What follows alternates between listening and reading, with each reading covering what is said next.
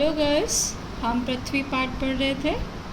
आज हम उसमें पढ़ेंगे कि पृथ्वी पर कैसे वनस्पति और जीव जंतुओं का जन्म हुआ। अब सबसे पहले जो पृथ्वी पर वनस्पति का जन्म हुआ था वो एक काई के रूप में थी। इसी से विकसित होकर लता गुल्मों के पश्चात वृक्ष बने। लता गुल्म कहते हैं यानी जो क्लाइंबर्स होती हैं, लताएं होती हैं, जो बेल होती हैं, उनके झुंडों के बाद वृक्ष बने। इसी समय समुद्र के पानी में एक कोशीय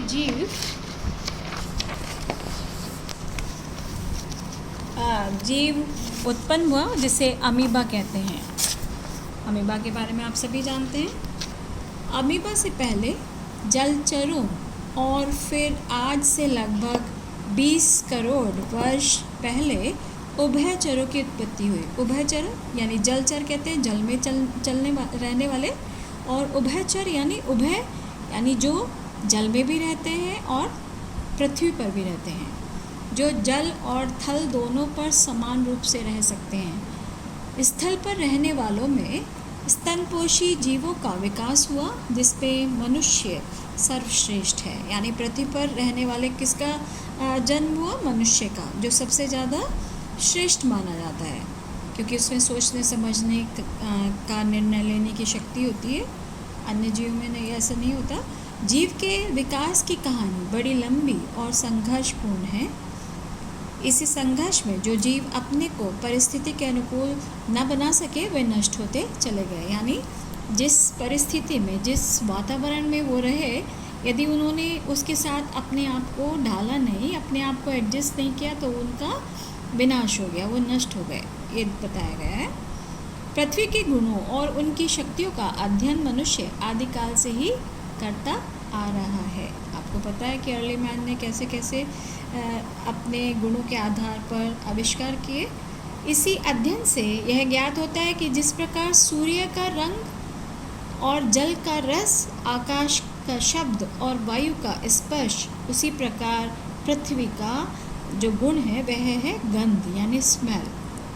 पृथ्वी में यदि यह गुण न होता तो हमें सुगंधित द्रव्य न मिल पाते। तो ये यहाँ पर इनके सबके गुण बताए। जैसे सूरज का गुण क्या है? रंग है। जल का गुण क्या है? रस है। आकाश का शब्द है। वायु का स्पर्श है। उसी प्रकार पृथ्वी का गुण भी क्या है?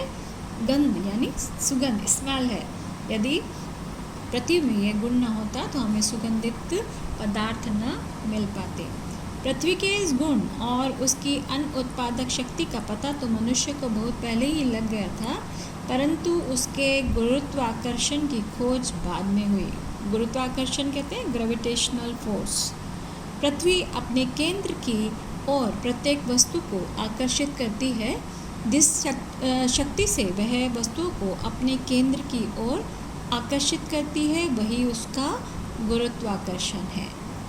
यहाँ पर आगे उन्होंने बताया है कि इसी आकर्षण के कारण हम पृथ्वी पर खड़े हो सकते हैं, बैठ सकते हैं और चल फिर सकते हैं। यदि पृथ्वी पर यह शक्ति न होती तो वस्तु को हम यथास्थान यानी उनके उचित स्थान पर नहीं रख सकते। वे अस्त व्यस्त रूप से हवा में लटकी रहती। यानी जैसे हम घर में रहते हैं, सब चीज़ों को यथास्थान रखते हैं तो वो चीज़ें एक जगह नहीं टिक पाती यदि इसमें ये गुरुत्वाकर्षण यानी ग्रेविटेशनल फोर्स ना होता। पृथ्वी के समान ग्रहों में भी आकर्षण शक्ति है। यानी जो दूसरे ग्रह हैं उनमें भी ये आकर्षण की शक्ति है। सूर्य और चंद्रमा की इसी शक्ति के कारण समुद्रों में ज्वार भाटा आता है। ज्वार भाटा किसको कहते हैं? High tides. ठीक है। पृथ्वी का दूसरा विशिष्ट गुण है चुंबकत्व। यानी उसमें क्या होती है? मैग्नेट, अपनी ओर आकर्षित करने की शक्ति। पृथ्वी एक विशाल चुंबक है जिसके ध्रुव उत्तरी और दक्षिणी भौगोलिक ध्रुवों के समीप हैं। इसी के फलस्वरूप कुतुबनामा की सुई सदा उत्तर दक्षिण में रहती है। यानी कुतुबनामा क्या हो गया?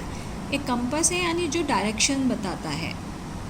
पृथ्वी के इस चुंबकत्व का निर्माण उन विद्युत तरंगों से होता है जो पृथ्वी के मध्य भाग में स्थित तरल क्रोड से उत्पन्न होती है।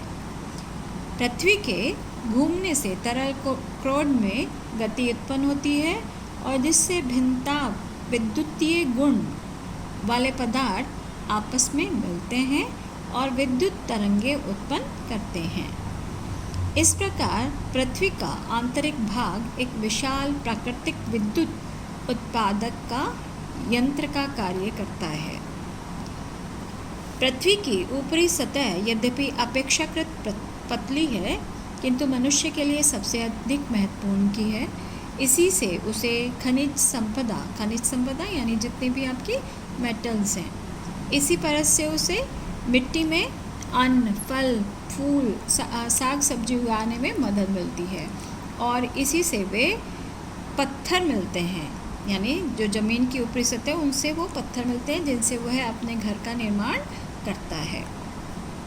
ऐसी है हमारी पृथ्वी, इसी पर हमारा जन्म होता है और यही हमारे भरण पोषण का आधार है।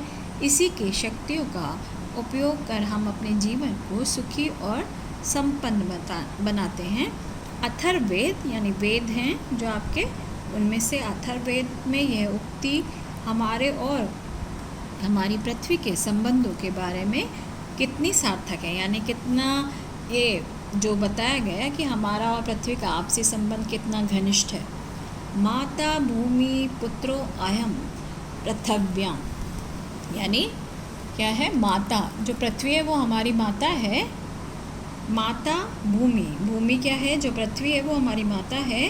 पुत्रो अहम पृथव्याम, अहम कहते हैं मैं पृथव्या पृथ्वी का पुत्र हूँ, मैं पृथ्वी का पुत्र हूँ। माता पृथ्वी हमारी माता है और मैं पृथ्वी का पुत्र हूँ। तो ये बताया गया कि कैसे हमारे लिए जो पृथ्वी है कितनी उपयोगी है, कितना उसके बिना हमारा कोई भी अस्तित्व नहीं है। आपने ये पढ़ लिया है।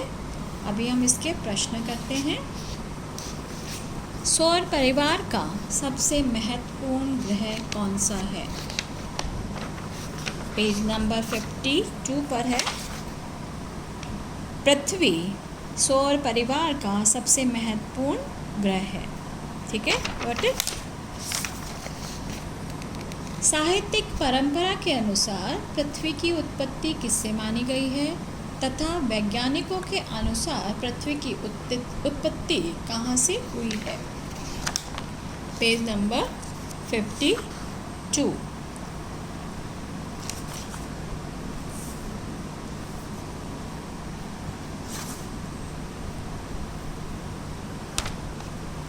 यह है थर्ड पैराग्राफ। हमारी साहित्यिक परंपरा में जल से पृथ्वी की उत्पत्ति मानी गई है और वह कमठ की पीठ और शेषनाग के फन पर टिकी मानी जाती है, परंतु वैज्ञानिकों के अनुसार पृथ्वी की उत्पत्ति सूर्य से हुई है।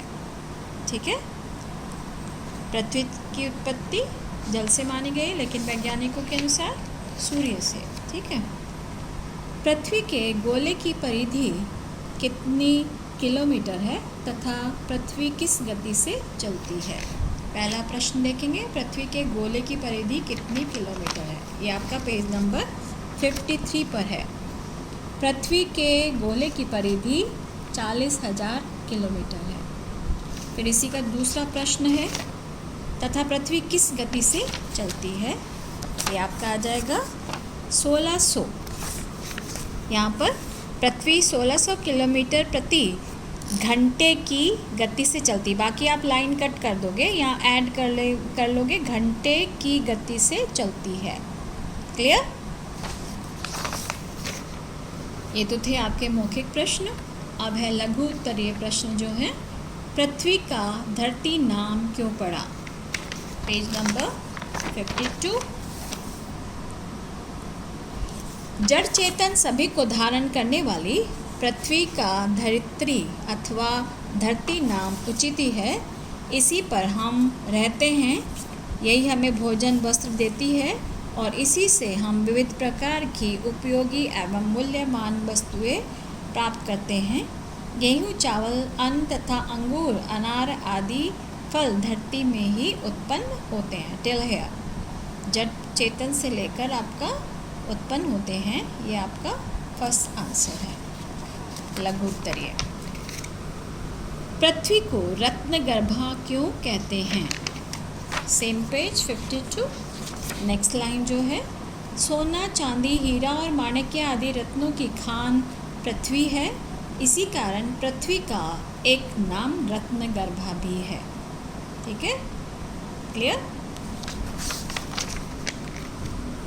दिन रात के होने और ऋतुओं के परिवर्तन का कारण क्या है? ये आपका क्वेश्चन नंबर 3 है, ये यहाँ पर है आपका। पृथ्वी अपनी कीली पर झुकी लट्टू की भांति घूमती हुई सूर्य की परिक्रमा करती रहती है। इसके फलस्वरूप दिन और रात होते हैं, कभी वे दिन छोटे होते हैं कभी बड़े होते हैं, और इसी कारण ऋतुएं भी बदलती रहती है।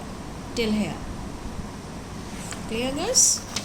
नाउ लास्ट प्रश्न, पृथ्वी पर महाद्वीपों और महासागरों की रचना कैसे हुई? इसका आंसर है पेज 52 पर। यहाँ पर लिखोगे पृथ्वी